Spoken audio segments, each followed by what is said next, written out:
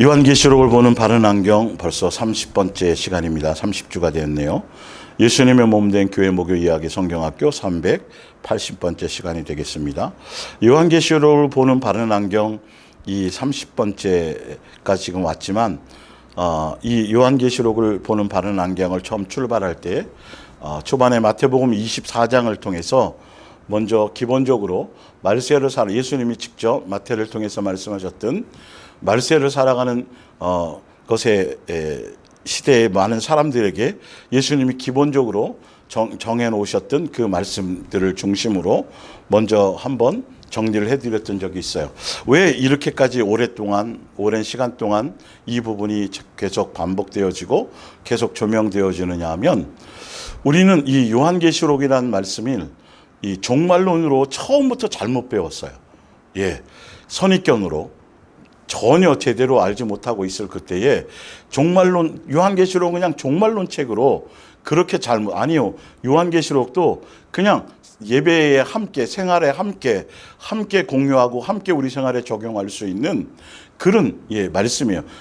창세기부터 유다서에 이르기까지 동일하게 우리가 그 말씀대로 적용해서 이 삶의 현장에서 우리가 살아가는 것처럼 요한계시록도 마찬가지로 특정한 예수님이 오시기 직전에 특정한 시대에 특정한 어떤 기간 동안 있어질 어떤 그런 종말론적인 그런 책으로 잘못 배워지고 잘못 인식되어졌기 때문에 성경에 대한 기본적인 것들을 우리가 이 고정관념과 선입견들을 깨트려 나가거나 이것에 대해서 여러분들이 바르게 갖지 않으면 요한계시록을 제대로 설명을 드려도 또 들을 때는 하다가 또 다시 돌아가고 들을 때는 하다가 또 다시 돌아가고 이렇게 되어서 되기 때문에 그렇고요.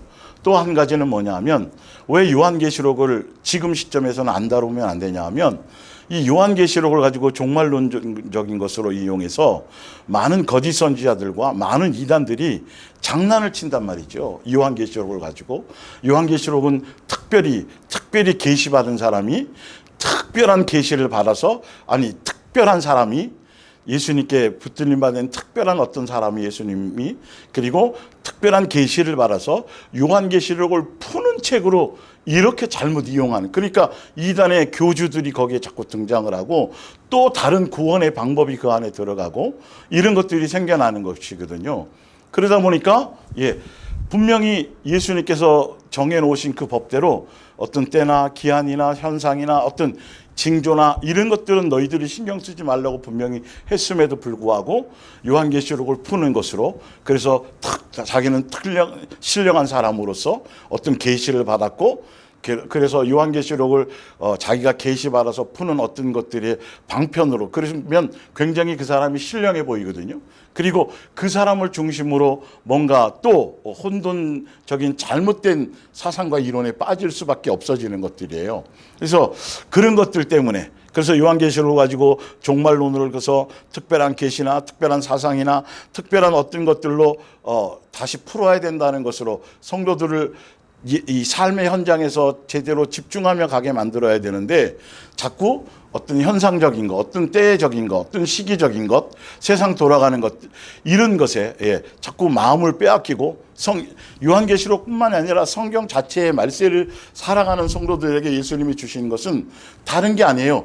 하루하루를 예수님이 주신 그 하루하루를 제대로 말씀 안에서 순종하며 노아가 방주를 짓듯이 그렇게 양육받으며 하루의 생활 안에서 예수님 놓치지 않고 예수님 안에서 제대로 말씀 안에서 뜻 안에서 순종하며 양육돼 예수님을 닮아가는 것, 사랑의 열매를 맺어가는 것, 예수님의 새 사람 되어져가는 그 삶의 여정을 한순간도 어떤 것에 의해서라도 마음을 빼앗기지 않고 오늘이란 날에 오늘 예수님이 오실 것처럼 오늘 내가 예수님께로 갈 수 있는 것처럼 그렇게 생각하며 오늘 하루의 모든 것들의 삶의 중심을 예수님께 두고 살아가는 데 집중해야 되는데 이렇게 종말론적으로 얘기하는 사람들을 자꾸 따라가면 그런 것에 내가 정작 삶의 현장에서 매일 해야 될 그것에 집중하지 못하고 다른 것에 마음을 빼앗기게 되어지 그럴싸하고 아주 신령한 얘기를 하는 것 같은데 이건 굉장히 정작 성경적으로는 미혹당하는 것이 되어지고 예수님께 집중하지 못하는 것이 되어지게 될 수밖에 없어요. 그리고 또 요한계시록을 가지고 환란, 7년 환란을 주장하고 강조하고 부각시키는 사람들은 결론은 그들의 의도 속에 무엇이 있냐면 자기를 따라와야지 된다는 거죠. 자기를 따라와야 7년 환란을 통과하든지 7년 환란을 당하지 않든지 자기를 따라와야 자기의 어떤 무리 속에 들어가야 준비할 수 있고 그래서 그것을 잘 견뎌나갈 수 있고 그렇게 만들기 위해서 자기를 성도들을 자기의 어떤 종을 만들고 자기가 그 위에 군림하기 위한 목적으로 환란을 자꾸 강조하고 두렵게 만드는 거예요. 메시아nik주들이 얘기한 잘못된 그 얘기, 성경에도 근거가 아주 빈약한 그 얘기를 가지고 한국 교회에서도 일부 목회자들이 그것을 받아들여서 전혀 말씀의 어떤 의미도 모르면서 그렇게 하면 성도들을 통제하기가 쉽거든요. 그런데 이단들도 그렇게 자꾸 이용하고 있죠. 그래서 청국령 왕국이니 첫째 부활에 참여하느니 그러면서 또 잘못해서 어디다가 집단 생활을 해야 된다 그러고 섬을 사놓기도 하고 그런데 한번 여러분들이 보시면 거기는 완전히 노예 생활이에요.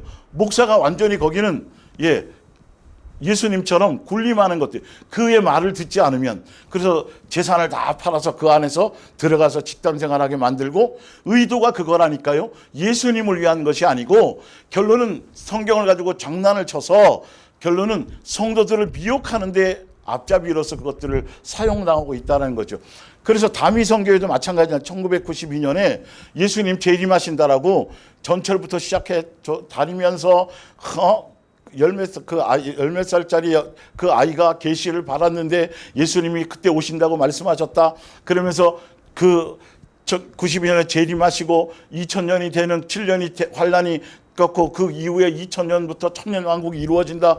그게 바로 전천년설을 주장했던 바로 그 다미성교회가 바로 그래서 그때 학교도 아들 안 보이고 안 보내고 12시에 모여서 예배 드리고 0시에 모여가지고 흰옷 입고 그리고 재산 팔아서 다 교회에 다 바치고 이렇게 결론은 다 거기뿐만이 아니라 여호와 증인부터 시작해서 많은 아주 예전부터 수많은 이단 종파나 그런 데서부터 예수님의 재림에 대해서 수없이 끝없이 잘못 계산해서 계산을 하니까 하지 말라고 되어져 있는데 그래서 이런 것 때문에 여러분들이 앞으로도 이 유튜브나 이런데 이런 신령한 것을 자초하고 뭔가 특별한 계시를 받고 자기는 특별한 존재이고 그래서 이건 요한계시록을 어떻게 예수님께로부터 계시받아서 특별하게 자기가 풀어봤더니 어떤 일들이 생길 것이고 언제쯤 뭐가 있을 것이고 이런 것들이 얘기하는 자들에 대해서 여러분들 그래서 성경에 나와 있는 요한계시록의 본질적인 그것을 여러분들이 기본적으로 이런 요한계시록을 보는 안경 정도 여러분들이 기본적으로 장착을 하고 있어야 말세로 살아가는 시대에서 여러분들이 마음 빼앗기지 않고 혼돈에 빼앗기지 않고 미혹당하지 않고 그리고 또 여러분의 가까운 주변의 사람들에게도 기회가 주어진다면 잘못된 것을 말씀을 통해서 전달을 해서 그래서 여러분들이 바르게 끝까지 갈 수 있어야 된다는 거죠. 그래서 다시 한번 오늘 지금 요한계시록에 넘어가서 지금 7교회 들어가기 전에 교회에 대한 다른 성경에서 교회에 대한 기본적인 어떤 신약교회에 대한 기본적인 것을 지난주에도 좀 설명을 드렸지만 그 전에 오늘 다시 노파심에서 마태복음 24장을 다시 한번 좀 더 한번 재조명해 드리고 계속 이어서 나가보겠습니다. 마태복음 24장 3절에 보면 첫 번째 말씀이죠. 예수께서 감람산 위에 앉았을 때에 제자들이 조용히 와서 이르되 우리에게 이르소서 어느 때에 이런 일이 있겠사오며 또 주의 임하심과 세상 끝에는 무슨 징조가 있사오리이까. 이게 지금 제자들이 예수님께 질문하는 이게 모든 인간들이 갖고 있는 정력적인 욕망과 속성이에요. 그래서 많은 사람들이 보면 점 보러 다니고 또 예언이라는 것 안에 예언 기도받으러 다니고 그러면서 계속 마음을 빼앗기고 있는 것이 뭐냐면 내가 앞으로 어떤 일들이 있어질까? 어떤 안 좋은 일들이 있을 거고 어떤 좋은 일들이 있을 거고 이 세상에서 자기에 대한 인생에 대한 어떤 미래에 대한 것을 자꾸 알고 싶어 하고, 이게 정욕적이고 욕심적인 것들이거든요. 사실은요. 그래서 점 보러 다니고 타로점, 사주팔자부터 시작해서 예수님을 믿는다고 하는 사람들조차도 아직도 또 예수님 앞에 예수님을 믿는다고 하면서도 여전히 예수님을 통해서 그런 무속적이고 기복적인 것에 기본적인 마음의 성향을 갖고 있는 것들이 바로 이 종말이라는 말세의 시대를 살아가는 사람들에게 그것을 이용하고 미혹하기에 딱 좋은 것들이 바로 종말론적인 생각들로 이런 것들을 자꾸 제시해 준다는 것이죠. 예측해 준다라는 거예요. 이런 것들은 이런 현상들이 날 때에는 이런 것일 거고, 이런 거고, 이렇게 되면 이게 뭐 환란의 징조이고, 예수님이 어떻게 이런 징조가 있으면 예수님이 오실 때가 얼마 안, 뭐 이런 얘기들을 자꾸 해주는 거예요. 그러니까 뭐 불과 뭐 한 7, 8년 그 전부터 이 매스컴에도 보면 뭐 굿하는 거, 점 보는 거, 연예인들 사주팔자 보는 이런 것들이 그냥 일상적으로 나와 있어요. 그래서 뭐 맞춰. 어떤 사람이 결혼 운이 있는데 언제쯤에 어떤 뭐 과거에 보니까 얘기를 해주면 과거에 내가 이때 실패했었고 이때 내가 돈을 많이 까먹었었고 그러면서 앞으로 몇 년 후에는 좋은 일 이런 것들. 그러니까 그것처럼 자꾸 종말론이라는 것에 자꾸 이용되고 자꾸 사람들이 빠지는 게 이런 생각들 때문에 그래요. 성경적으로 예수님이 정해놓으신 법대로 그것이 이 세상은 하나하나 시간표에 맞추어서 진행되어져 갈 것인데 그 말씀을 따라가지 않고 자꾸 자기 욕심, 정욕적인 것들에 그래서 초점이 예수님에 대해서 뭔가 애절하고 절실하고 또 신령하게 더 구체적으로 예수님에 대한 어떤 사모함이 있는 것 같지만 결론은 그 예수님에 대한 사모함이 있다라면 예수님을 존중한다라면 성경에 기록된 말씀대로 믿어야 될 터인데 자꾸 잘못된 어떤 해석, 잘못된 어떤 계시, 잘못된 어떤 예언, 언제쯤 어떤 증상, 어떤 현상, 그래서 뭐 아마겟돈 전쟁부터 시작해서 계속 현상적인 것, 그건 자꾸 때를 계산하려고 하는 것들이거든요. 이게 본성이에요, 본성. 제자들도 그랬었어요. 예수님, 이 종말적인, 이 마지막 심판적인 어떤 이런 것들이 언제쯤, 어느 때에 이런 일, 도리에 돌 하나도 없이 다 무너지리라? 그렇게 얘기했을 때 어느 때에 이런 일이 있겠사오며 또 주의 임하심과 세상 끝에는 무슨 징조가 있사오리까라고 이런 생각들을 갖는 거예요. 이거는 기복적이고 세속적이고 무속적이고 미신적인 생각들이에요. 예수님을 믿는다면서 이런 생각들에 여전히 두 마음과 이것들을 그 말씀이 아니고 절대 진리인 예수님이 아니고 이런 생각들을 갖고 있는 사람들이 그리스도인 중에서도 교회 다닌 사람 중에도 많기 때문에 그래서 종말론적인 사상, 이단 사상 것들이 자꾸 현혹하고 미혹하는 거예요. 성경을 멋대로 풀어서 사사로이 풀어서. 그래서 어떤 사람, 그 사람이 예언의 능력을 가졌는데 그 사람이 얘기하는 건 보면 다 맞고 나에 대해서도 다 알고 그런데 그 사람이 이렇게 얘기했어. 당신 나가서 기도 한번 받아봐부터 시작해서 그런 것들이 그러다 보니까 다미성교회라든지 신천지라든지 기타 이단들이 자꾸 장난을 치는 거예요. 자, 성경을 제대로 보자는 거죠. 4절에 보면 예수께서 대답하여 이르시되 너희가 사람의 미혹을 받지 않도록 조심하라. 예수님의 결론은 그거 신경 쓰지 말고 그것이 답이 아니고 그런 것들을 빙자해서 너희를 미혹할 거짓 선지자들 사람의 미혹을 받지 않도록 주의하라고 말씀하시면서 많은 사람이 내 이름으로 와서 이르되 나는 그리스도라 하여서 많은 사람을 미혹하리라. 난리와 난리 소문을 듣겠으나 너희는 삼가 두려워하지 말라. 이런 일이 있어야 하되 아직 끝은 아니니라. 민족이 민족을 나라가 나라를 대적하여 일어나겠고 곳곳에 기근과 지진이 있으리니 이 모든 것은 재난의 시작이니라. 이런 것 분명히 이런 거 갖고 징조를 계산하거나 지진이 있고 뭐 기근이 있고 이러면 이제부터 환란이 시작되나 이런 거 계산하지 말라고 돼 있잖아요. 두려워하지도 말라고 성경에 분명히 되어져 있어요.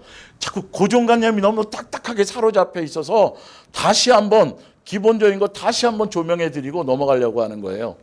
그때에 사람들이 너희를 환난 중에 넘겨주겠으며 너희를 죽이리니 너희가 내 이름 때문에 모든 민족에게 미움을 받으리라.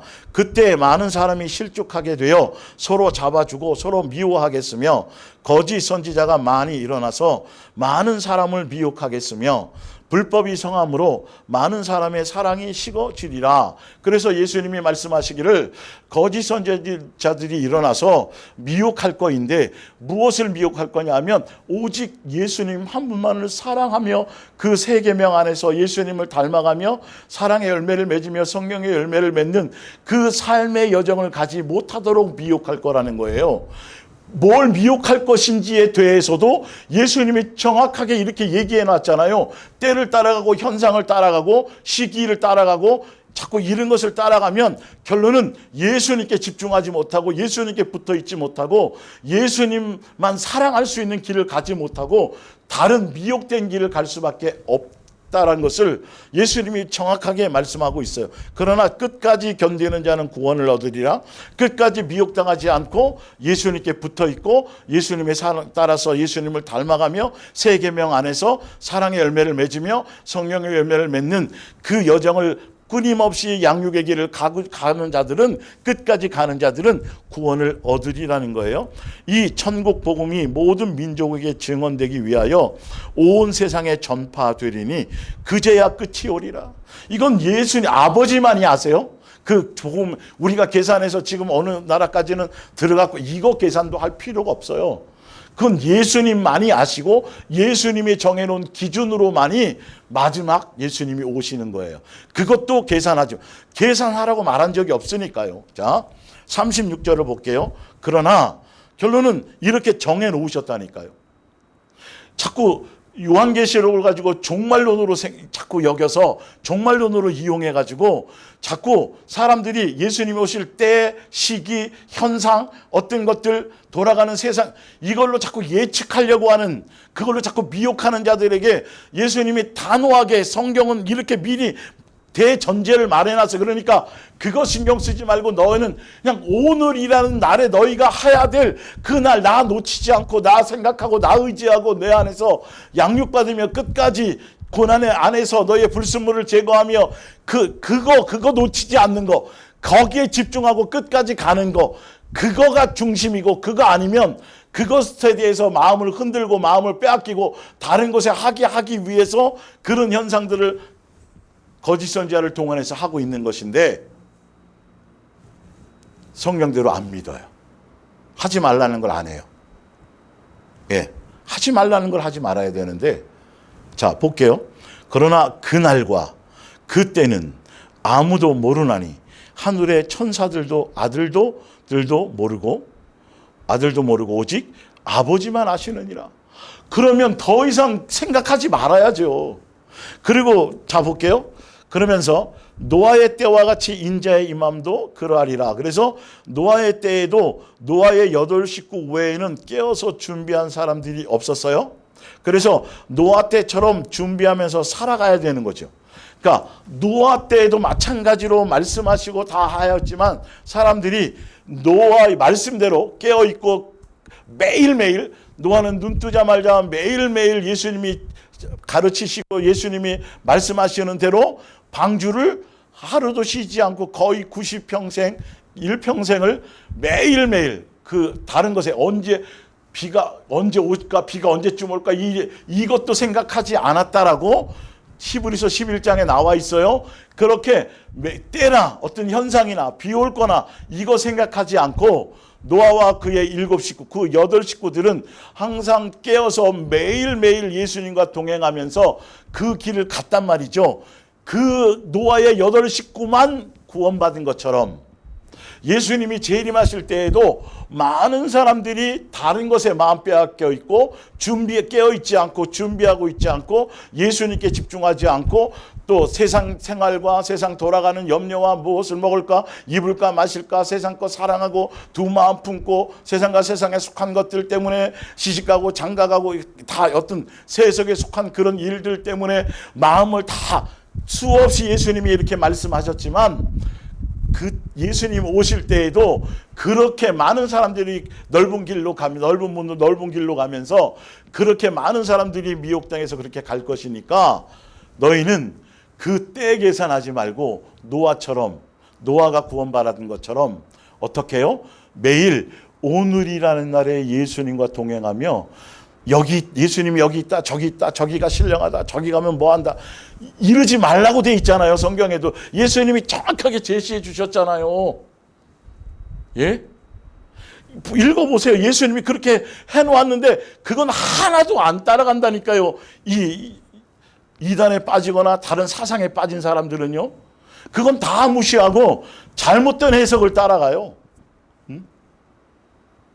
예수님 놓치지 말라는 거죠. 오늘이란 날에. 노아가 매일 일평생을 그렇게 살았던 것처럼 우리도 언제 오실까를 생각하지 않고 오늘 오실 것처럼, 오늘 예수님이 나를 불러가실 것처럼 생각하고 오늘이 전부라고 생각하고 오늘 하루하루에 아무도 살아보지 않은, 노아 때 마찬가지고 또 누가요? 아담과 하와도 아무도 살아보지 않은 새 하늘과 그 새 하늘, 새 땅이 오늘 나에게 주어졌을 때에 그 나에게 주어진 그 생명을 가지고 다른 것에 목적을 두지 않고 예수님을 생각하고 믿음의 주요 온전 계신 예수님 바라보고 예수님께 붙어 있으며 예수님으로 말미암은 양육의 길을 가며 내가 예수님을 닮아가고 새 사람 되어져 가고 성령의 사람으로서 성령의 열매 맺는 곳에, 사랑의 열매 맺는 곳에, 내 삶의 여정을 가는 그것에 다른 세상 어떤 이슈에도, 세상 어떤 사상적인 어떤 이론에도 마음을 빼앗기지 않고 성경에서 노아가 살았던 것처럼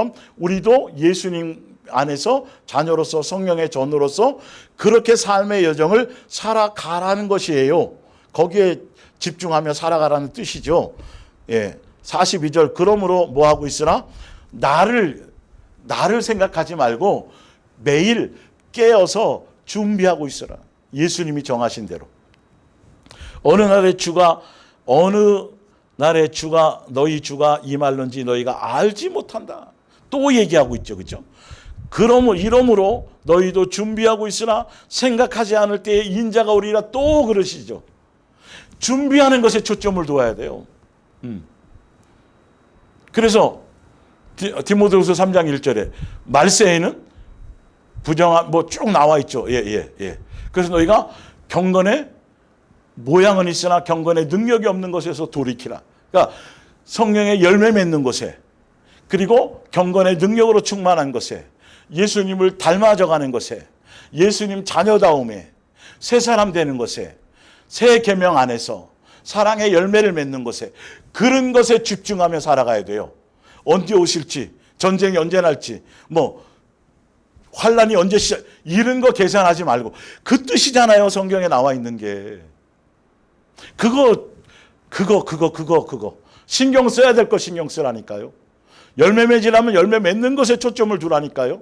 열매 자체에 신경을 쓰라는 게 아니라 내가 예수님께 붙어 있고 예수님 안에 있는 그 사랑 안에 있는 삶의 여정에 가는 그것에 흔들림이 없으라는 것이죠. 그 열매로 그걸 나를 점검할 수 있으니까요. 그 뜻이에요. 이러므로 너희도 준비하고 있어라. 생각하지 않은 때에 인자가 오리라. 생각하지 않은 날에 알지 못하는 시각에 그의 종의 주인이 이르러, 이 말이죠. 깨어서 준비하고 있지 않으면 당연히 기름을 준비하고 있지 않은 게 더 문제예요. 사실은요. 준비하고 있는 거예요.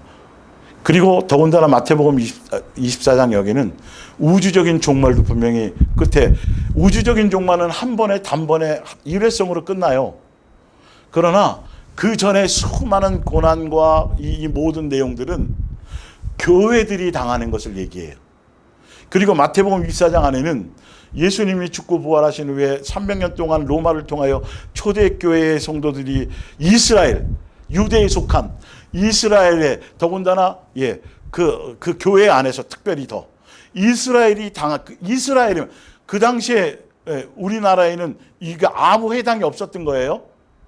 이런 일들이, 카타콤의 사건들, 사자굴에 던져지는 것들, 목베임 당하는 것들, 전혀 교회가 당하는 거예요.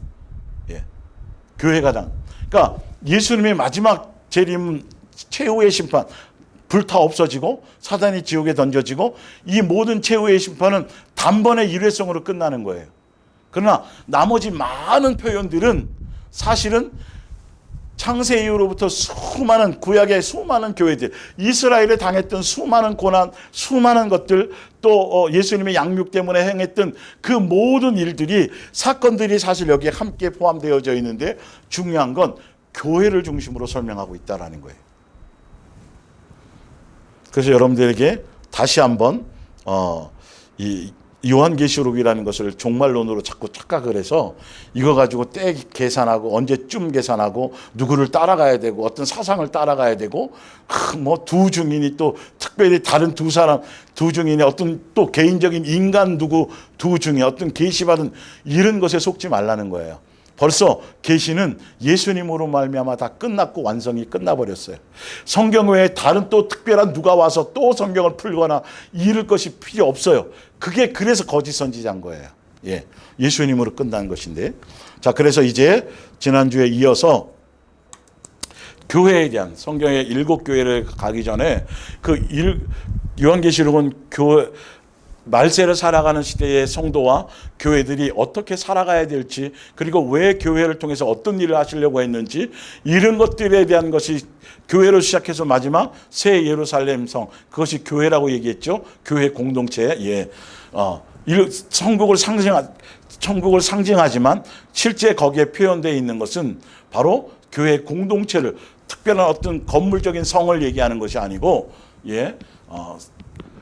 교회 공동체를 얘기하는 거란 말이죠. 그래서 요한계시록은 바로 그 교회들에 대한 말세 시대에 살아가는 초대교회 교회도 당연히 그 교회, 초대교회에 있는 교회들에게 적용은 당연히 되는 것이고, 그리고 그 이후에 있어질 신약의 많은 예수님의 교회들에게 함께 현재성으로 적용되어지는 그런 말씀을 우리에게 적용해야 되기 때문에, 그래서 성경에 나와 있는, 신약에 나와 있는 예수님의 몸된 교회, 그 교회에 대한 본질에 대해서 먼저 알고 요한계시록 7교회를 얘기하면 좀 더 여러분들이 좀 더 정확하게 제대로 좀 넓은 시각에서 요한계시록을 보는 것에 도움이 되실 거라는 거예요.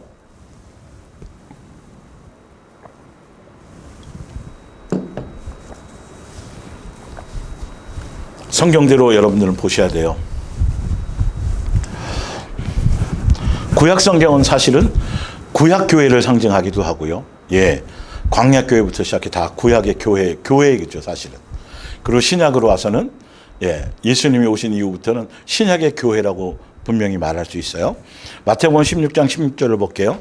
시몬 베드로가 대답하여 이르되 주는 그리스도시요 살아계신 하나님의 아들이시니이다. 예수께서 대답하여 이르시되 바요나 시몬아 내가 복이 있도다. 이를 내게 알게 한 이는 혈육이 아니요 하늘에 계신 내 아버지시니라. 또 내가 내게 이르노니 너는 베드로라. 내가 이 반석 위에 내 교회를. 자, 신약의 교회는 예수님이 직접 이 땅에 오셔서 세우시는 예수님의 몸된 교회인 내 교회를 예수님이 세우신다고 말씀하셨어요. 음부의 권세가 이기지 못하리라예요.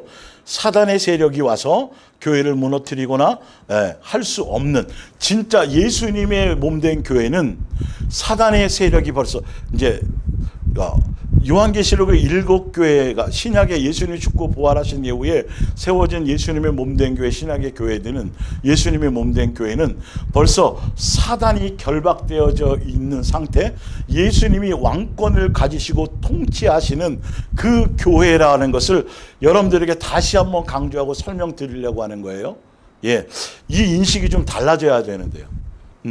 그래서 우리가 이 예수님 안에서 당하는 고난과 이 부분은 양육인 것이지 다른 어떤 것들의 목적이 아니라는 걸 아셔야 돼요. 자, 내가 천국 열쇠를 내게 주리니 내가 땅에서 무엇인지 매면 하늘에서도 매일 것이요 내가 땅에서 무엇인지 풀면 하늘에서도 풀리리라 하시고. 그러면서 요한복음 20장 23절에 보면 벌써 신약의 교회 성도들은 예수님께서 벌써 왕권을 가지시고 마귀를 결박해서 무적에게 가두신 상태에서 마귀를 통해서 예수님이 양육하시기 위한 도구로서 허락하셔서 사용하셔서 도구로서의 그 안에서 마귀를 사용하는 목줄에 매여 있는 그 개처럼 그렇게 예수님의 통제 안에 있고, 그리고 그 신약의 교회는 예수님의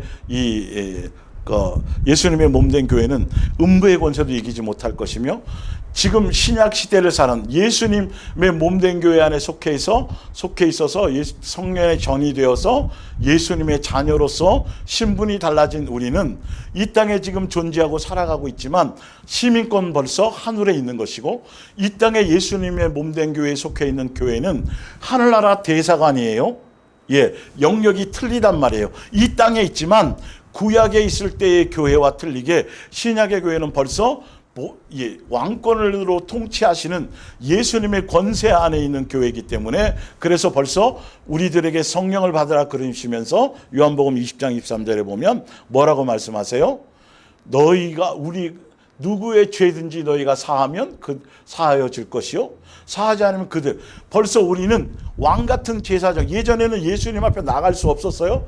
소잡고 짐승 잡고 대제사장만 나갈 수 있었지만, 예수님이 이 땅에 오셔서 십자가를 통해서 모든 것을 완성하신 이후에는 성전의 휘장이 찢어졌고 성소와 지성소의 그것이 구분이 없어져 버렸고, 누구나 다 예수님의 앞에 나가서 얼굴을 대면할 수 있고 예수님 앞에 나가서 예배할 수 있어지는, 벌써 왕같은 제사장으로 신분이 달라져 있는 거예요. 그걸 우리가 지금 하늘나라의 시민권자로서 우리의 삶을 지금 예수님이 지키시고 돌보심 안에서 우리는 그것을 삶을 누리고 살아가고 있는 거예요. 벌써 권세가 주어져 있어요. 사단이 우리를 어떻게 하지 못하도록 그렇게 예수님이 보호하신 가운데 우리는 가고 있는 거예요. 그냥 거짓말로 신분을 속여서 속이려고 하는 것 뿐이죠. 그러니까 정욕에 그대로 있는 사람들은 그 거짓말에도 속으니까요, 눈이 멀어서. 그래서 우리에게 벌써 죄를 사할 수 있는 권세를 벌써 주셨어요. 우리는 그걸 갖고 있는 거예요. 왜? 이 계명을 완성하고 이룰 수 있도록, 예수님을 닮아갈 수 있도록이요.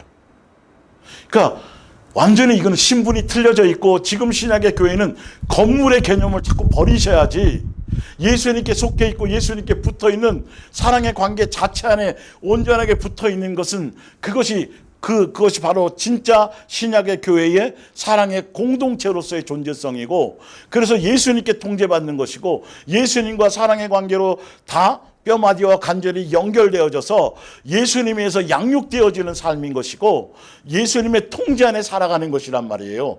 이거는 이것이어야 되는데, 성경에 기록해 놓았는데도 여전히 건물 중심으로, 여전히 예배당을 중심으로, 여전히 교리와 사상과 그것을 중심으로,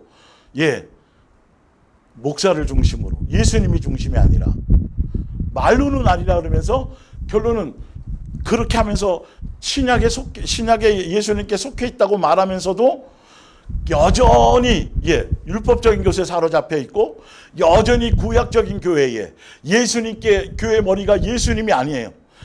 여전히 사람의 통제와 신학의 사상과 신학의 교리와 어떤 교단의 교리와 어떤 무슨 주의의 그런 것에, 그 안에서, 그 바탕 안에서, 그 사상 안에서, 그 교리 안에서 성경의 권위보다 그 교리의 권위가 지금도 여전히 예수님 당시처럼 그랬었던, 유대교회에 속했던 것처럼 지금도 무슨 교회에 속해 있어서 그렇게 가고 있어요. 그러니까 예수님과 상관이 없는 거죠. 무슨 교회라고 아무리 교회를 이름을 붙여놔도 그는 성경에서 말하는 진짜 예수님이 말씀하시는 예수님의 몸된 교회가 돼야 되거든요. 한번 볼게요. 예수님께 속한 교회는 어떤 것이냐. 자, 위에 시몬 베드로가 이르되 주는 그리스도 살아계신 하나님의 아들입니다. 이 고백이 어디에 나오는 거죠? 요한일서 4장에 나오잖아요. 예수님께 속해 있는지 아닌지, 적그리스도인지 미혹의 영인지 진리의 영인지, 바로 예수를 주라 시인하지 못하는 자들, 예수님 육체로 이 땅에 오신 것들을 인정하지 않는 것, 그것이 요한일서 4장 뒤에 나와 있죠. 예수님의 사랑의 본체로 오셨고, 아가페 사랑의 본체로 오셔서 사랑을 나타내시고 사랑을 완성하시고 하셨던 주는 그리스도 살아계신 하나님의 아들이라는 이것은 예수님이 이 땅에 아가페 사랑의 본체로 오셔서 사랑하라는 계명을 주시고 그분이 오셔서 가신 여정이 사랑의 열매를 맺고 십자가의 죽으심의 그 사랑을 통해서 율법을 완성하시고 우리에게 새 계명을 주시기 위해서. 그래서 신약의 예수님의 몸된 교회는 예수님을 닮아가는 교회고 새 계명 안에서 사랑의 공동체로서 사랑의 열매를 맺는 곳이에요. 교회가 세워진 분명한 목적이 성경에 분명히 명시되어져 있는데 교회라고 얘기하면서 성경에 기록된 목적대로 방향으로 가지 않고 세운 이유대로 세운 그대로 가지 않는다는, 그러니까 체육학교를 세웠으면 거기서는 체육 운동을 하는 사람들을 길러내는 곳이어야 되는데 그것에서 다른 요리사를 길러내는 거고 있다라면 그건 학교 정체성이 잘못된 거죠. 불법인 것이죠.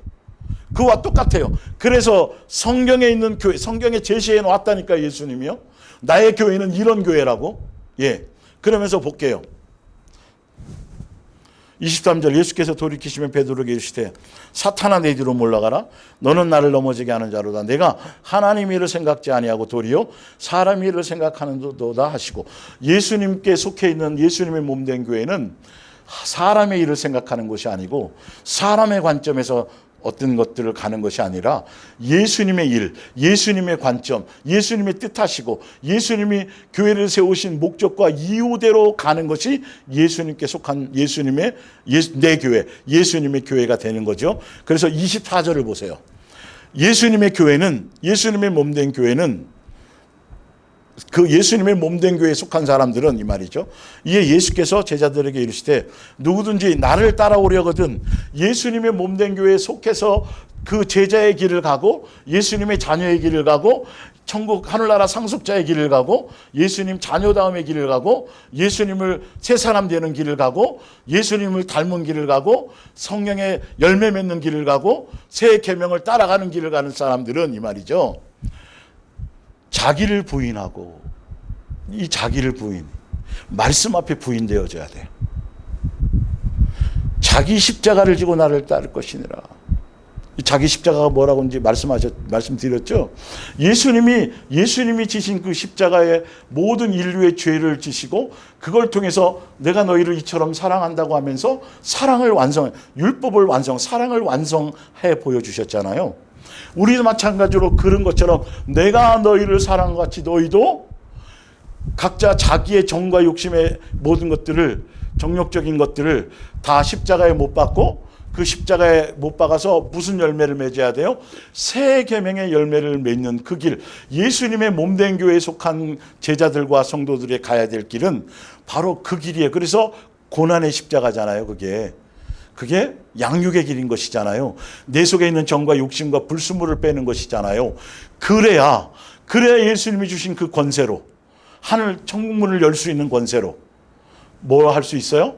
중심으로 이웃을, 원수를 70번에 7번에까지라도 그렇게 용서할 수 있고 계명을 완성할 수 있고 순종할 수 있고 지킬 수 있도록 우리에게 그 권세를 주셨다라는 거죠. 그러니까 잘못 알면 안 돼요, 여러분. 뭔가 하라니까 이 땅에서 군림하고 높아져서, 예수님이 왕권을 버리고 이 땅에 오신 그 예수님의 여정은 섬김의 여정이에요. 하여튼 그러니까 인간의 관점에서 성경을 자꾸 보니까 뭘 높아진대요, 뭘 다스린대 고우를. 그리고 누구 위에 뭘 군림한 데가 아니라 섬기는 거라니까요. 사랑의 모습으로 드러내는 거라니까요. 그거라니까. 완전히 그러니까 세상 개념과 하늘나라 시민권자, 하늘나라 백성과 예수님의 한 가족이 살아가는 삶의 여정은, 삶의 가치관은 완전히 틀려요. 세상 욕심 그대로 하늘나라 가서도 떵떵거리고 누구 위에 있고 더 큰 집 차지하고, 그게 무슨 천국이냐니까요. 그게 무슨 천국 백성이겠어요. 인간의 관점으로 세뇌시키는 것이죠. 그리고 또 그 계시에 또 그걸 봤대네요. 천국 갔더니. 그건 성경하고 비추어서 여러분 하등에 맞는 말이 아니에요. 제대로 알고 가셔야 돼요. 누구든지 제 목숨을 구원하, 예수님을 통해서, 예수님을 이용해서 자기의 정과 욕심을 채우고 예수님을 수단 삼고 우상 숭배하는 자들은 영생을 받지 못할 것이요, 이 말이죠. 누구든지 나를 위하여 제 목숨을 잃으면 찾으리라. 사람이 만약 온 천하를 얻고도 제 목숨을 영생을 잃어버린다라면 자기를 버려야죠. 옛사람을 장사 지내야죠. 예수님을 닮아가야죠. 내 안에 예수님으로 채워야죠. 내가 사는 것이 아니라 내 안에 예수님이 사는 것이 되어져야 되겠죠. 내가 주인 되어져서 내 정과 내 생각과 내 자존심과 내가 여전히 살아있다라면 그건 자기를 위한 거잖아요. 주를 위한 건 내 옛사람을 제거하는 것이고 예수님의 뜻을 따라가야 되는 것인데 그것이 예수님이 세우신 교회에 나가야 될 성도들의 삶의 자세가 마태복음 16장 16절에 나와 있어요. 사랑의 열매를 맺는 자들이에요. 세 계명 안에 살아가는 자들이에요. 그래서 천국 열쇠를 주신 거예요. 그 문을 열어서 용서하고 예수님의 사랑을 열매를 맺게 하기 위해서예요. 그래서 에베소서 3장 신약의 교회에 대해서 좀 더 자세하게 설명을 드릴게요. 지난주에 해드렸던 건데 다시 한번 보는 겁니다. 이 개념을 알아야 요한계시록의 7교회가 당한 어떤 내용과 그 상황들이 이게 어떤 것인지를 분명히 알고 보는 시각이 달라져요, 이게. 그래야 요한계시록의 이 다른 부분들이 그렇게 억척스럽게 정말 논적으로 어떤 7년 대환란이나 핍박이나 이런 쪽에 초점을 두지 않게 되는 것이죠. 이러므로 그리스도 예수의 일로 너희 이방인을 위하여 갇힌바된 나 바울이 말하거니와 너희를 위하여 내게 주신 하나님의 그 은혜의 경륜을 너희가 들을 터이라. 곧 계시로 내게 비밀을 알게 하신 것은 이게 신약 교회에 대해서 예수님이 세우신 예수님의 몸된 교회에 대해서 사도 바울에게 예수님이 알게 하셨던 것, 시크릿이 아니라 미스테리 되었던 것들을 이제는 밝혀낸다는 거죠. 그래서 그걸 성도들에게 전하고 있다라는 거예요. 사도 바울이요. 교회를. 간단히 기록함과 그것을 읽으면 내가 그리스도의 비밀을 깨달은 것을 너희가 알 수 있으리라. 옛날에는 하나님께서 이 계획을 아무에게도 알려주시지 않았습니다. 그러나 지금 신약 시대에 이제는 성령을 받은 사람을 통해 성령을 통해서 사도들 일단 12제자와 그 이제 다른 뒤에 이어올 사람들이죠. 예언자들에게 계시해 주고 계십니다.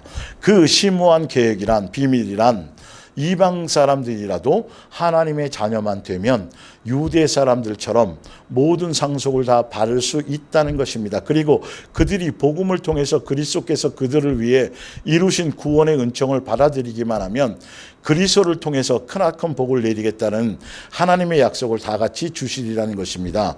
영원부터 만물을 창조하신 하나님 속에 감추어졌던 비밀의 경륜이 어떠한 것을 드러내게 하려 하심입니다. 하나님께서 그렇게 하신 까닭이 무엇입니까? 그것은 뭐냐면 왜 신약에 예수님이 감추어졌던 그 비밀이 바로 이 땅에 예수님이 친히 교회가 되셔서 예수님 자체가 교회예요. 교회의 머리시고 몸이시고 우린 그 부분의 지체에 불과한 것이잖아요. 예수님 자체가 교회, 그게 비밀이에요, 사실은. 근데 그것의 목적성이 뭐냐 하면 이 땅에 예수님의 교회를 세우는 목적성이 뭐냐 하면 요한계시록의 7교회가 왜 고난과 환난과 그 가운데 왜 그 속에 예수님 그걸 허락하시느냐 하면 이 얘기랑 똑같은 거죠. 경륜이 어떠한 것을 드러내게 하심인데 그것은 바로 하늘에 있는 지배자들에게 하나님의 모든 가족이 유대인이나 이방인이나 가릴 것 하나 없이 하나가 되어서 교회 안에서 굳게 연합된 것을 보이시기 위한 것입니다. 그래서 하나님의 완전한 지혜를 나타내려 하신 것입니다.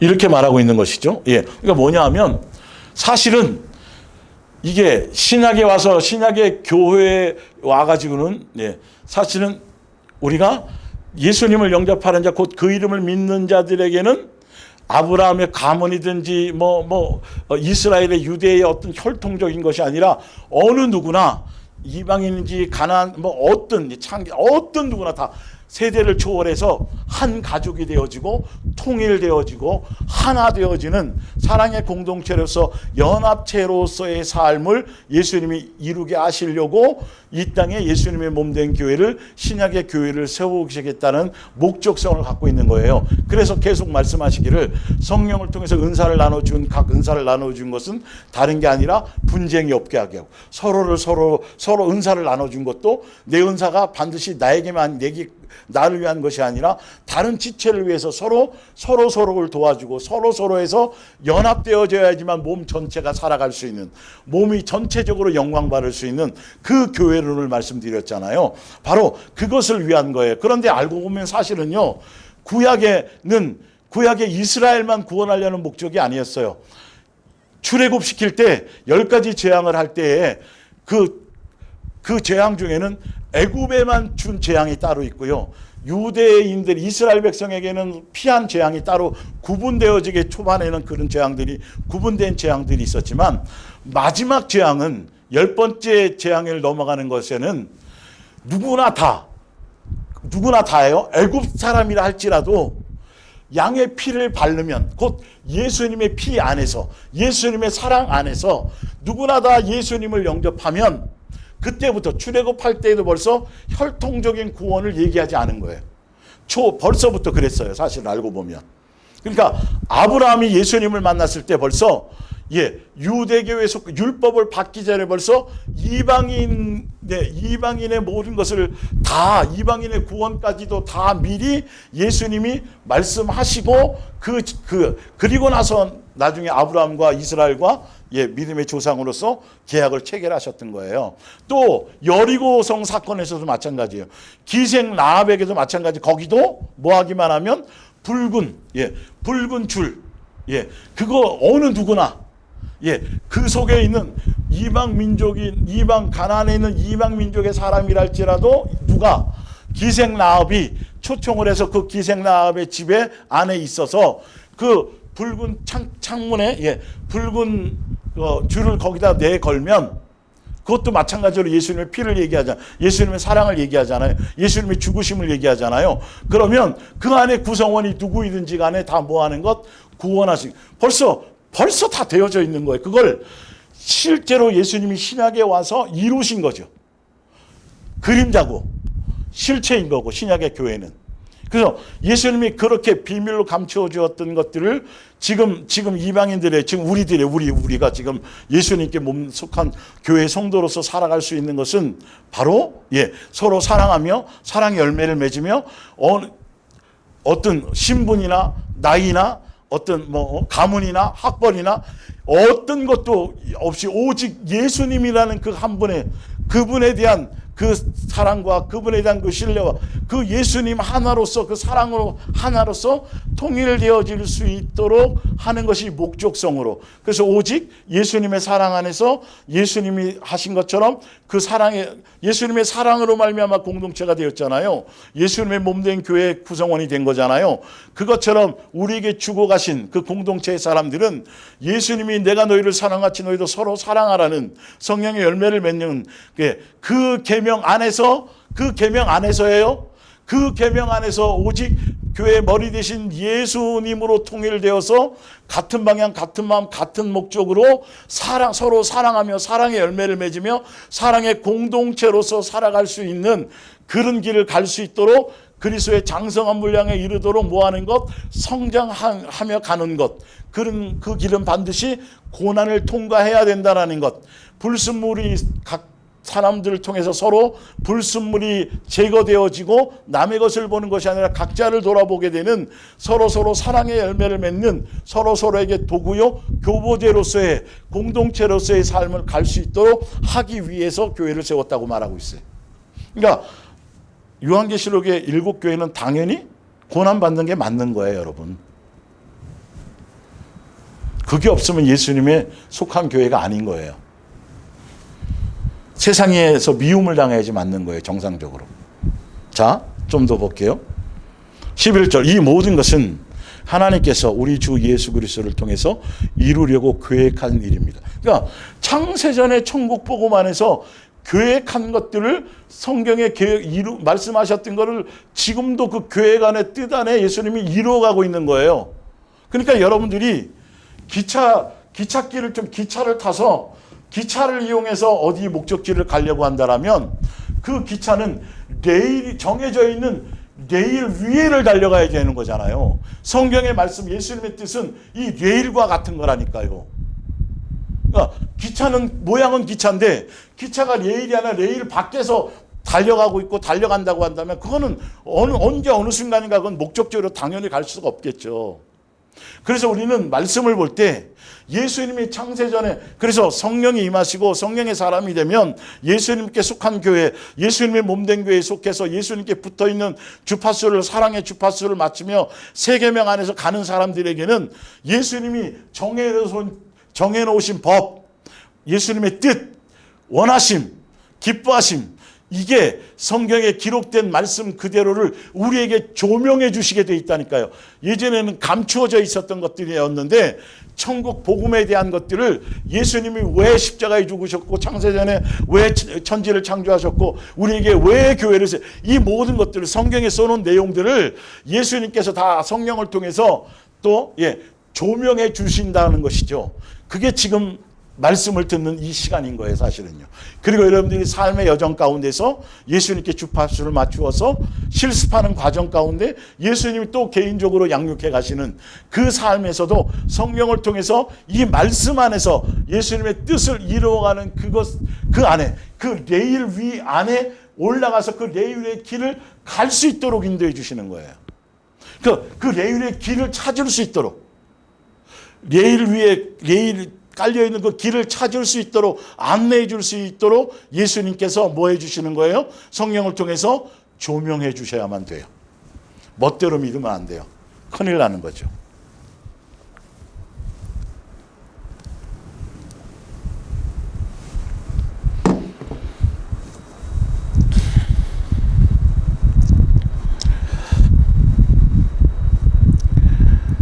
이 모든 건 우리가 그리스도와 함께 또 그리스도에 의지하여 하나님께 나아갈 때에 이 레일 위에 내 뜻을 내려놓고 내가 원하는 내가 뜻하는 내 멋대로의 그 길을 내려놓고 예수님이 정해놓으신 그 레일의 길을 갈 때에는 하나님께서는 반갑게 우리를 영접해 주실 것을 믿기에 우리는 두려움이 없습니다.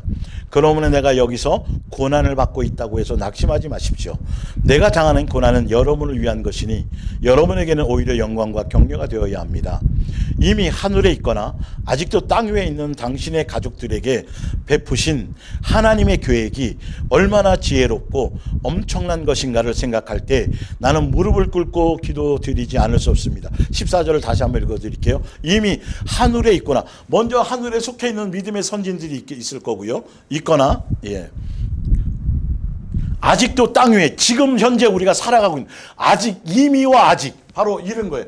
요한계시록을 보고 얘기할 때 여러분 이 이미와 아직을 어제 지난주에도 설명드렸잖아요. 세자 책봉 얘기를 해드렸던 것처럼 이미와 아직이 우리에게도 적용되는 거예요. 사실은요.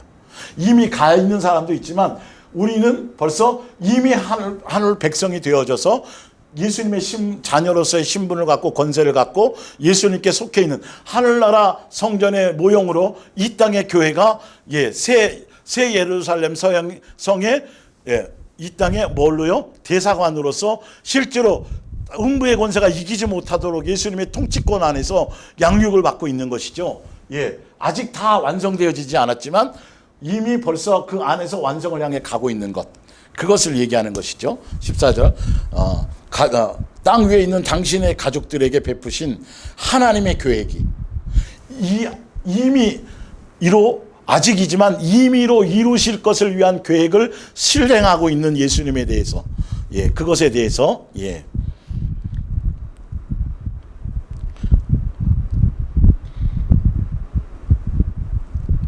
얼마나 지혜롭고 엄청난 것을 생각할 때 나는 그 예수님께서 우리를 향한 계획, 뜻, 우리를 위한 어떤 천국 복음의 계획, 창세전의 계획, 하늘에 속한 신령한 복에 대한 계획, 그것에 대한 지혜로움과 그것의 엄청난 것에 그 계획을 이 사도 바울이 계시를 전달받고 나서 이거는 무릎 꿇고 기도하지 않으면 안을 수 없는 이게 엄청난 영광스러움인 것을 알고 지금 고백하고 있는 거예요. 본인은 지금 감옥에 있으면서. 자, 16절을 얘기하는 겁니다. 그의 영광의 풍성함을 따라 그의 성령으로 말미암아 너희 속사람을 능력으로 강건하게 하시오며.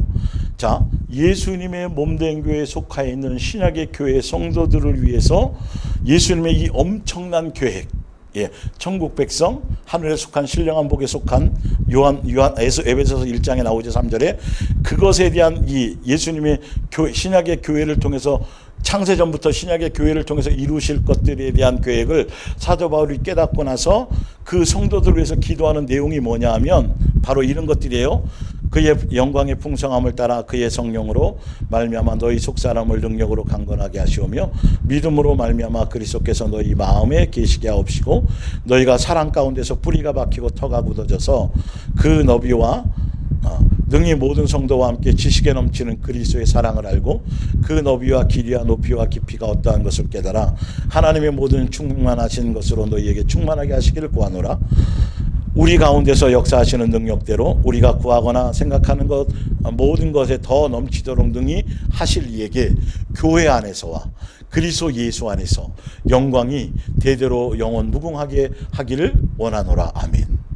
그러니까 예수님의 이 신약의 교회를 통해서 예수님 내 교회, 예수님의 교회, 그 교회를 통한 예수님의 엄청난 창세전의 계획을 깨닫고 나서 이 교회에 속한 성도들에서 기도하는 내용이 뭐냐 하면 예수님의 사랑에 대한 깊이와 너비와 넓이를 깊이 깨닫고 속사람이 강건해지는 것은 내 안에 예수님의 사랑으로 꽉 깊이와 너비와 높이 입체적으로요. 꽉 채워져서 예수님의 사랑으로 충만한 사람이 그게 교회를 세운 목적이니까요. 그래야 천차만별의 수많은 어떤 사람들이라 할지라도 다 용납되어지고 하나 되어지고 사랑으로 통일되어지고 연합되어질 수 있으니까요. 하나 되게 하시려는 것이니까요. 그게 교회의 목적성이에요. 그러기 위해서는 교회를 통해서 이 교회라는 건 가정도 포함되어 있는 거예요. 가장 기본 단위가. 그래서 신랑과 신부를 얘기할 때 바로 가정을 얘기하셨단 말이에요. 아담과 하와의 가정이 첫 교회라고 말하는 것 똑같아요. 포함한 신약의 교회는 양육을 위한 장소예요. 예수님이 가신 그 고난의 길을 통해서 천국 백성, 하늘나라 시민권자, 하늘나라 상속자로서의 상속받기 위한 예수님이 정해놓으시고 예수님이 해놓으신 그 계명, 그 뜻 안에 예수님이 가신 그 길, 여정, 그 레일 위를 그대로 따라가는 거여야 돼요. 멋대로 가는 길이 아니에요.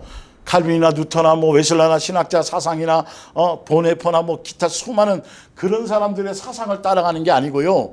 성경에 있는 말씀의 본질, 예수님이 가신 그 삶의 여정 그대로 성경에 기록해놓으신 그 길, 그 뜻, 그 계명 그대로 가는 여정을 얘기하는 거예요. 그게 예수님의 몸된 교회이고 교회 머리가 예수님이고 예수님을 닮아가는 것이 목적이고 그리스도의 장성한 분량에 이르는 것이고 진리에 속한 삶을 살아가는 것이고 옛사람을 장사 지내고 새 사람 되는 것이고 새 계명의 열매를 맺으며 가는 것이고 사랑의 성령의 열매를 맺고 사랑의 열매를 맺으며 가는 그것이 목적성인 교회. 이게 오늘도 방주를 짓듯이 오늘도 여기에 전심하는 거예요. 노아가 비 온다 천둥번개 친다 일체 거기에 신경 쓰지 않았어요. 오늘도 예수님이 주시는 뜻 안에서 이거를 가는 거예요. 직장에 있든 가정에 있든 어디에 있든 간에 병원에 있든 어디에 있든 간에 이건 계속 동일하게 되어지는 거예요. 건물을 짓는 게 아니니까요. 그래서 에베소서 5장 27절 자기 앞에 영광스러운 교회로 세우사 티나 주름 잡힌 것이나 이런 것들이 없이 거룩하고 흠이 없게 하려 하심이라.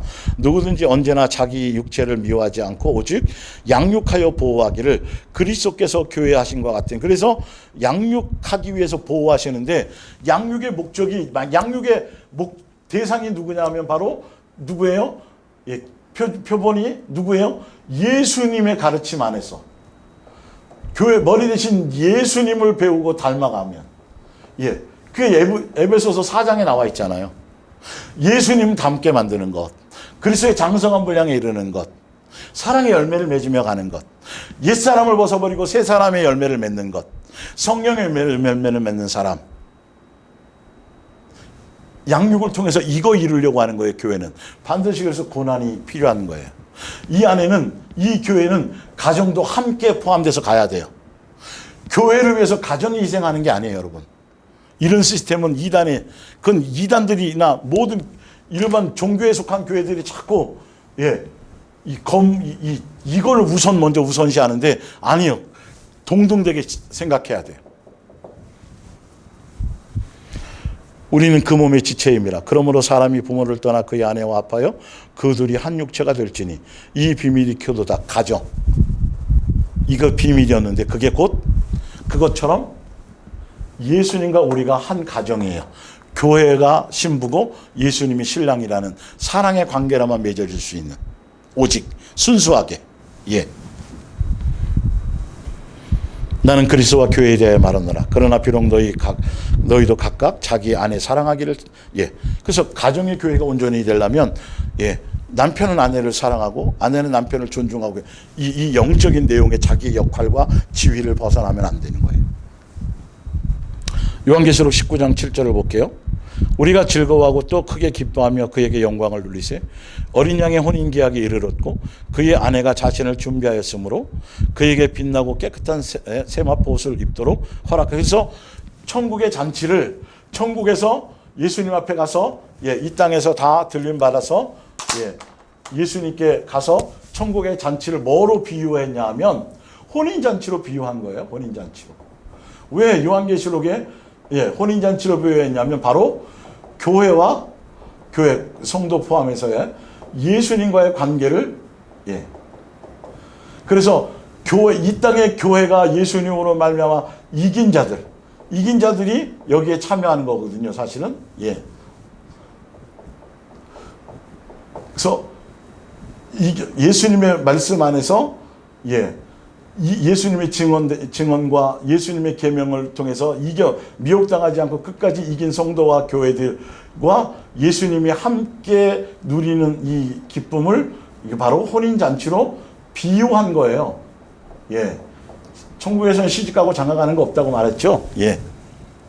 교회에 대한 뜻을 얘기한다는 것을 얘기하고 있는 거예요. 그러니까 보세요. 그런데 볼게요. 보면 그에게 빛나고 깨끗한 세마포 옷을 입도록 허락하셨으니. 자, 그 전에 혼인계약을 했고 그의 아내가 자신을 교회가 자신을 준비한 거예요. 뭘로요? 예수님의 사랑으로, 예수님의 피로 말미암아 어떻게 거룩하고 점도 없고 흠도 없는 자로 예수님께서 옷 입혀주시고 죄 씻어주시고, 그래서 예수님의 몸된 교회에 속할 수 있도록 예수님이 십자가의 사랑으로 그 피로 우리의 죄를 씻어주시고 교회 성도가 되어지고 교회 예수님의 공동체에 예수님의 몸된 교회 지체가 될 수 있도록 예수님이 허락해 주셨어요. 그 허락 안에서 그들이 뭐 한 거죠? 삶의 여정을 통해서 이겼어요. 미혹당하지 않고 끝까지 뭘 지켰어요? 사랑하라는 계명 안에서 사랑하지 못하도록 거짓 선지자가 미혹할 터인데, 사랑이 식지 않도록 끝까지 세 계명 안에서 사랑하라는 계명을 지켰단 말이죠. 자, 볼게요. 그게 맞는지 안 맞는지. 빛나 옷을 입도록 하라시는 이 세마포 옷은 성도들의 뭐다? 옳은 행실이라. 교회가 교회로서 뭐한 거? 열매 맺는 것. 교회가 신부잖아요. 신부가 열매 맺는 열매의 내용이 뭐야죠? 오직 예수님 한 분만을 사랑한 것이 옳은 행실이에요. 끝까지 사랑한 것. 그래서 사랑의 열매를 맺는 것이죠. 제2계명을 완성한 새 계명을 이루어 나간 것이죠. 그게 세마포 옷인 거예요. 빛나고 깨끗한 옷을 입도록 허락하셨으니 이 세마포 옷은 성도들 옳은 행실인데 신랑 되신 예수님만 사랑함의 열매이고 새 계명의 열매이고 성령의 열매라는 거예요. 교회적으로도 개인적으로도. 이게 세마포 옷인 것이죠. 예수로 옷 입고 예수로 먹고 예수로 마시는 것. 오직 예수님이 전부인 것. 예수님이 목적인 것. 진실하고 깨끗함으로 예수님 한 분만 사랑하는 것. 그게 신부로서, 그게 교회로서 가야 될 목적성이고 방향성이고 전부인 거예요. 교회는 이것을 위해서 세워진 거예요. 이 열매를 맺게 하시려고. 신부라 그랬어요. 그래서 비유로. 신부는 그것만 사랑해. 자, 뒤에 여기 뒤까지 뒤에 여기까지만 하고 오늘은 마칠게요. 고린도후서 11장 2절. 예. 지금 혼인잔치와 이거랑 결합시키면 정확하게 이 의미가 뜻이 나와요. 하나님께서 여러분에게 마음을 쓰시듯 나 역시 여러분 생각으로 가득 차 있습니다. 여러분은 마치 순결한 처녀가 순결한 처녀, 신부, 교회 신부를 얘기하죠.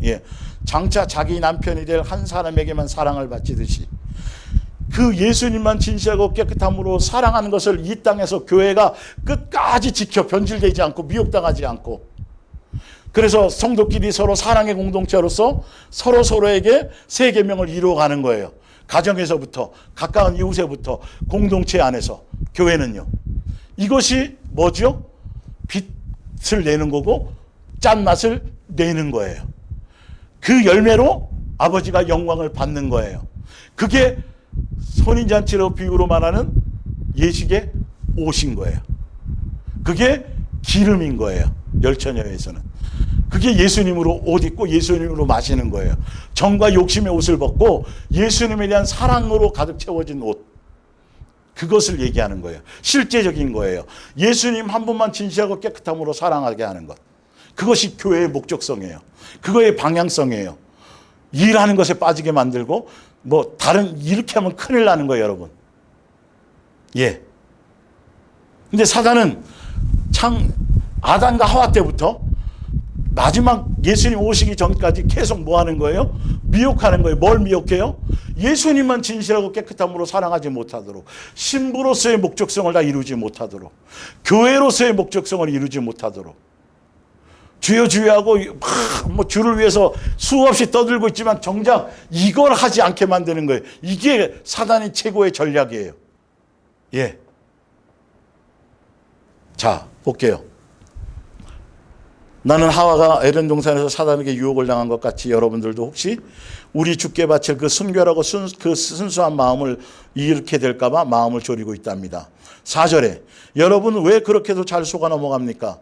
이렇게 하지 못하도록 지금도 거짓 선지자들이 다른 종교적인 사상과 교리와 이런 걸 가지고 미혹해서 다른 영, 다른 예수, 다른 복음, 예수님의 천국 복음이 아니라 예수님만 사랑하는 복음이 아니라 세 계명 안에 있는 세 계명을 따라갖고 그 열매를 맺는 복음이 아니라 예수님만 목적하며 예수님만 사랑하는 길이 아니라 다른 잡다한 수많은 잡동사니를 교회 안에 다 접목시키고 잡동사니를 교회 안에 다 데리고 들어와가지고 혼잡하게 만들어서 장사하게 만들고 여기서 돈 바꾸고 저기서 성전에 예배에 있는 성전의 상을 다 엎어버리고 진노하게 하셨던 그 현상이 지금 교회 안에 세속 안에 세속인지 세상인지 교회인지 구분이 되지 않는, 찬송 나오고 성경 예배 나오는 그 의식과 형식만 있지 내용은 하나도 열매는 그것으로 나타나지 않는, 이게 말세의 시대의 가장 위험한 거고 가장 사단의 사악한 전략인 거예요. 그건 벌써 거짓 선지자에 미혹당한 거예요. 이 교회, 이 기본적인 성경에 나와 있는 미리 신약의 교회의 영광스러움이 얼마나 대단하고 신약의 교회, 특히 예수님의 몸된 교회에 소속되어져 있고 그 안에서 양육받는, 그래서 여러분 소속이 굉장히 중요하다고 돼 있어요. 정말 정신 차리셔야 돼요. 어떤 복음을 어떻게 듣고 전해 듣느냐에 따라서 여러분의 삶의 가치와 방향성과 생각과 모든 것들이 다 다른 사상에 지배받아져요.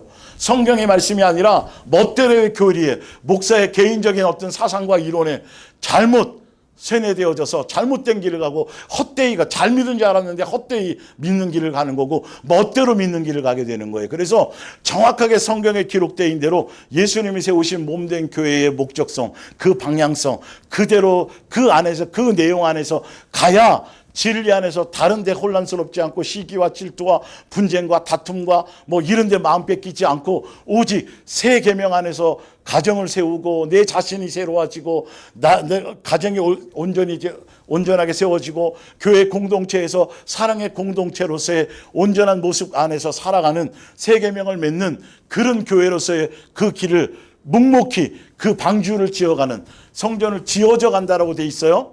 예수님의 몸된 교회 성전은요, 예수님이 온전히 거하실 수 있는 하늘나라의 예수님이 구하는 집으로서의 어떤 가치로요. 예, 그렇게 온전하게 갈 수 있어지는 거란 말이죠. 그러니까 잘못된 소속에가 있으면 여러분 큰일 나는 거예요. 방법이 없어요. 성경은 그 얘기를 하고 있다니까요. 그러니까 다른 얘기를 하는 게 아니라 예수님이 교회에 세우신 목적대로 그 방향성대로 그렇게 여러분의 속하 있는 교회가 그렇게 가는 거면, 사랑을 목적으로 세 계명을 따라서 그렇게 가는 거면 교회 머리가 예수님이라 예수님의 예수님의 통제 안에서 양육의 길을 가는 것이라면 하등의 문제가 없죠.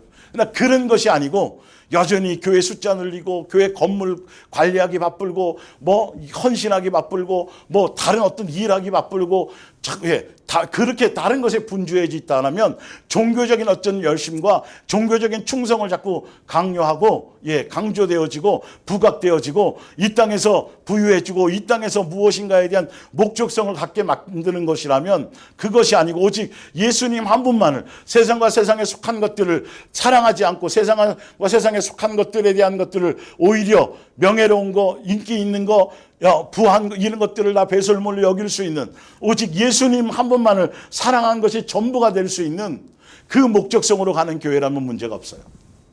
그거 아니라면 여러분들은 분명히 정신을 차리고 깨어서 2단이든 3단이든 뭐 어디에 속해 있든 성경대로가 아니라면 여러분 그것을 빨리 탈출하셔야 돼요. 하여튼 어찌되었든 말씀을 많이 듣고 말고 의미가 없어요. 들을 사람만 듣기를 원하는 거죠. 이게 영의 양식이 될 사람에게만 필요한 거예요. 숫자에 관계없어요. 예수님도 분명히 그러셨으니까요. 다른 목적으로 수많은 사람이 몰려와도 예수님은 눈 하나 깜빡하지 않았어요. 도망가셨어요. 이 말씀이 들려지는, 혹 예수님이 들려주시거나 깨달아져 주시거나 들려주신다라고 한다면 그 들리는 음성과 목적대로 말씀대로 가세요. 고집스럽게 완악하게 여전히 종교심 안에서 그냥 사람과 사람과의 관계 안에 그 정 때문에 이런 것 때문에 매여 살지 마시고 큰일 나요, 여러분. 성경대로 가셔야 돼요. 진리대로 오늘을 어떻게 살아야 될지에 대한 확실한 방향성과 목적성을 성경을 통해서 제시해주고, 양육의 길이라는 것이 무엇인지, 무엇을 양육받는 것인지, 어떤 것이 양육인지, 이 구체적인 것들을 삶에 적용할 수 있는 그 말씀 안에서 여러분들이, 그거 아니면 가정이 새로워질 수도 없고 선한 열매를 맺을 수도 없고 예수와 되어져 가지도 갈 수도 없고 내가 달려져 줄 수가 없어요. 여러분, 수양으로 되는 게 아니고요, 종교적인 어떤 포장지로 되는 게 아니에요. 한계 금방 드러나게 되어져 있어요. 어쨌든 다시 한번 말씀드립니다. 요한계시록이라는 어떤 것이나 이걸 종말론적으로 잘못 이용하고 사용해서 미혹당하지 않도록 성경에 특별히 더 성경 자체를 확인하시고, 그래서 신천지나 다른 이단들이나 다른 자들이 계시를 특별히 받았다. 내가 두증이다, 뭐다, 내가 생명수 나무다, 뭐 이딴 헛소리하거나 또 다른 어떤 방편을 얘기한다라면 거들떠도 보지 마시기를 부탁드립니다. 기도하겠습니다.